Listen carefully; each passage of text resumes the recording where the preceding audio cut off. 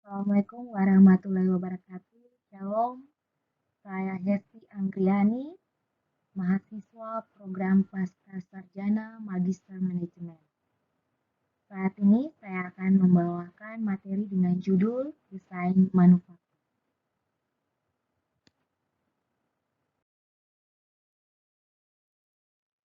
Adapun mind map saya terkait dengan desain manufaktur dan pemilihan proses, di mana terbagi dua, manufaktur dan proses.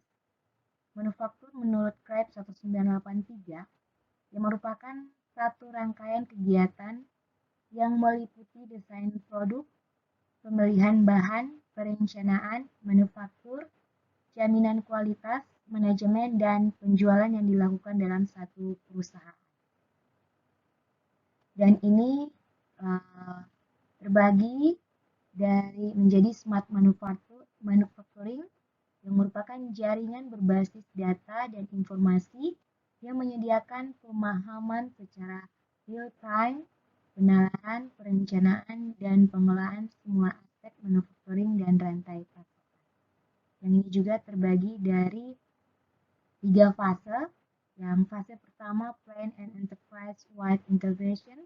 Yang kedua, fase From Plan-wide Optimization.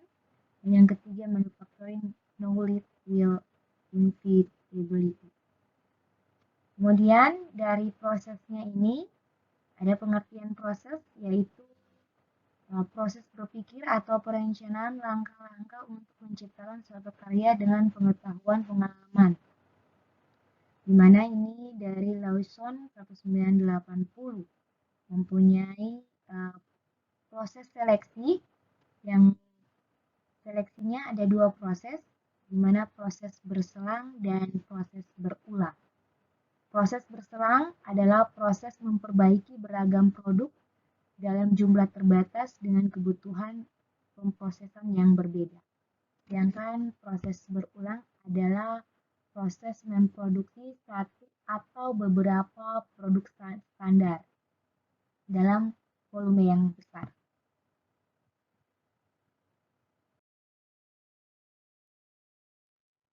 Kesimpulannya dari beberapa makalah dan jurnal yang saya ambil, yang pertama, manufaktur adalah satu rangkaian kegiatan yang meliputi desain produk, pemilihan bahan, perencanaan manufaktur, jaminan kualitas, manajemen, dan penjualan yang dilakukan dalam satu perusahaan.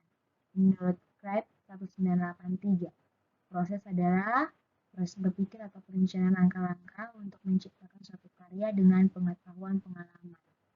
Yang ketiga, alasan pemilihan proses manufaktur adalah hasil yang sesuai yang diinginkan, efisiensi, murah, cepat, dan berkualitas baik. Yang keempat, pada proses perencanaan produk, aspek-aspek yang terkait dengan rancangan manufaktur yang dihasilkan, di mana rantai pasok harus dipertimbangkan.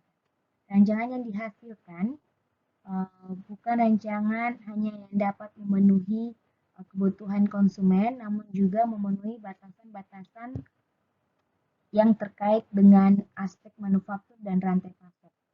Model pemilihan rancangan produk pada manajemen dari manufaktur ini merupakan model pilihan rancangan pada produk penelitian yang bertujuan untuk memilih satu rancangan komponen pada setiap set alternatif rancangan yang dimiliki oleh tiap-tiap komponen sehingga menghasilkan sebuah rancangan produk yang biaya manufakturingnya paling murah.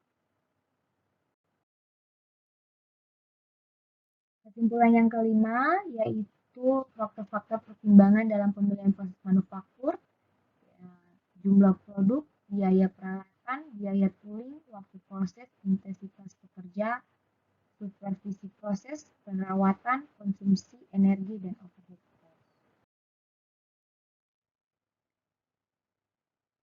Daftar pustaka yang saya ambil ada dari jurnal maupun makalah. Jurnal Proses Desain sebagai media pembelajaran perancangan desain oleh Siti Nuranisa. volume 9 nomor 1 September 2021, kemudian makalah desain proses produksi, kemudian pemilihan proses manufaktur oleh Dr. M. Ika Herliansa STMT, dan salah satu jurnal lagi oleh Budi Susanto, volume 3 nomor 1 tahun 2013 terkait dengan proses manufaktur. Demikian dari saya. Terima kasih atas perhatiannya. Assalamualaikum warahmatullahi wabarakatuh. Shalom.